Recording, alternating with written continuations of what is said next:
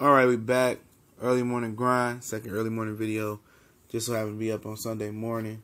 Y'all know what it is. The Boxing Clinic of March. Your boy CJ Goodfellow. Don't forget, click the Facebook link. Like our Facebook page. We do good work over there.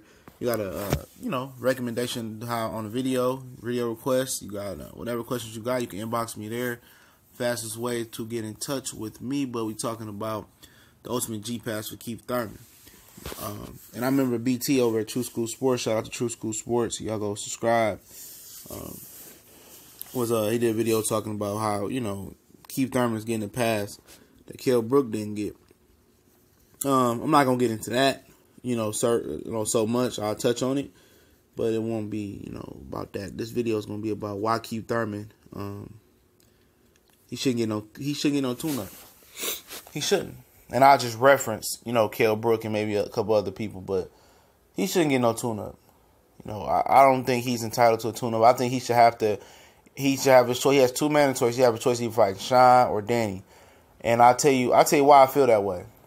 For one, in 2016, he fought one time, and he allegedly got into a car accident in March. And Kenny Porter said, we never seen a medical report or a police report. Pushed they fight back to June. I think it was June 25th. Him and Sean fought. He beat Sean. He didn't fight again until 2017 in March when he fought Danny Garcia. It wasn't no injury-wise wrong with him. Why didn't he continue? Why didn't he fight again that year? Can somebody answer me that question? Why didn't he fight again that year? I don't know why. Even though I think he became a super WBA champion around that time. I don't understand why didn't he fight again that year. I don't understand that. He didn't. Then he waited till March 2017. Okay, I think that's when he fought Danny Garcia. He said, I injured my elbow in the gym, hitting the bag. Okay. He still took the Danny Garcia fight with an elbow injury, okay? He beat Danny Garcia. Then he waited 2 or 3 months after the Danny Garcia fight to get surgery, knowing that he needed surgery in camp. So why did he wait so long to get the surgery after Danny Garcia? Can somebody answer me that? Because this dude don't want to compete. He don't want to fight. He just want to be number one, hold his belts on top of the mountain and shove it in people's face. And then you go to this year. All right, he got a date in the first half of boxing, not even the first quarter. Okay. I'm saying this, dog. Forget that. He don't deserve no more mandatories. You fought Danny Garcia with an injured elbow before. Fight again. Fight again. Because you know what? A guy like Kell Brook, he had a way more serious injury than that. He wasn't granted that exception. Even though he did take an exception in the IBF to fight Golovkin. That was his stupid mistake. But when he came back, he could have gave up his belt or dropped his belt to Errol Spence. You know what?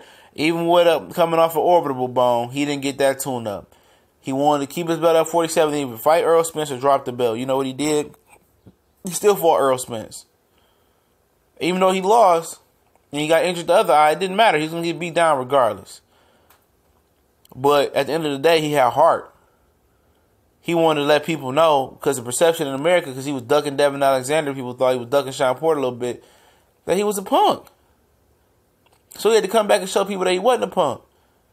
And people keep Thurman in the same position. He shouldn't be granted no tune-up, bro. Real talk, he shouldn't. He shouldn't. If he fought Danny Garcia with an injured arm the first time, allegedly, fight him again then. Give him Danny Garcia again in May 19th.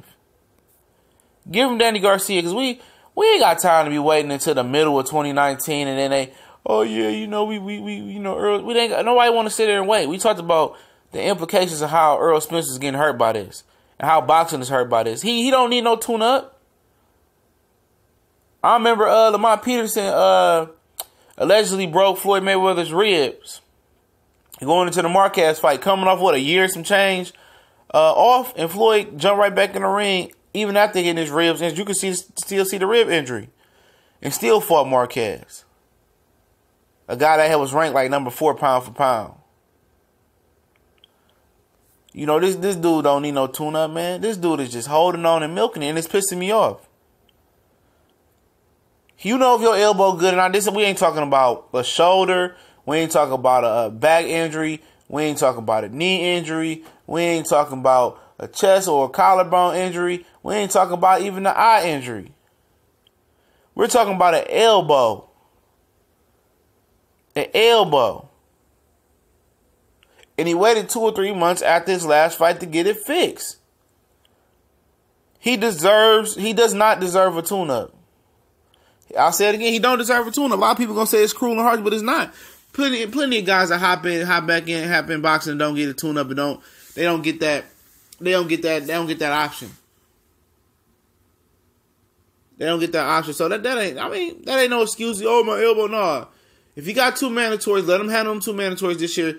Give them Sean or Danny first, and then the other one get Lex, and then next year in the first quarter or the second quarter of boxing, we need to get our fight, man. We do. We need to get the fight that we want to see. We waited years for Pacquiao and Mayweather. Now everybody want to continue to do that. You know, people tired. People tired. That's why boxing is a 3rd-tier sport. Shout out to Boxing Beats Around. He was saying that as well. In America, it's a 3rd-tier sport because of punk guys like Keith Thurman. Punk guys. He know if their elbow good enough or not to fight. If his life was on the line and he had to use that elbow to fight for his life, I bet it wouldn't be no issue.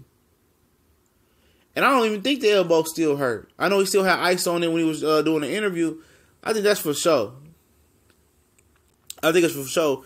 And I'm against Keith Thurman and his tune-up. He needs to be fighting Sean Porter or Danny Garcia. Now, if it was an eye injury, a back injury, a knee injury, or something like that, you know, then I can understand. You know what I'm saying? If people say, we don't know where his elbow is. Hey, at the end of the day, man, strip his ass. If he ain't ready to fight the top dog, strip him. He the interim title. He get his tune-up. And then when he ready to fight, he get an immediate shot at whoever holding both of the belts. Whoever held the belt he trying to get at. Because this junk is laughable, man. They got UFC fans laughing at this situation. You got casual fans laughing at this situation. You feel me? No tune-up for Keith Thurman, man. No tune-up. You know, maybe some tuna, but no tune-up for Keith Thurman, man. And I'm starting that wave right now. No respect for me from Keith Thurman for this tune-up fight.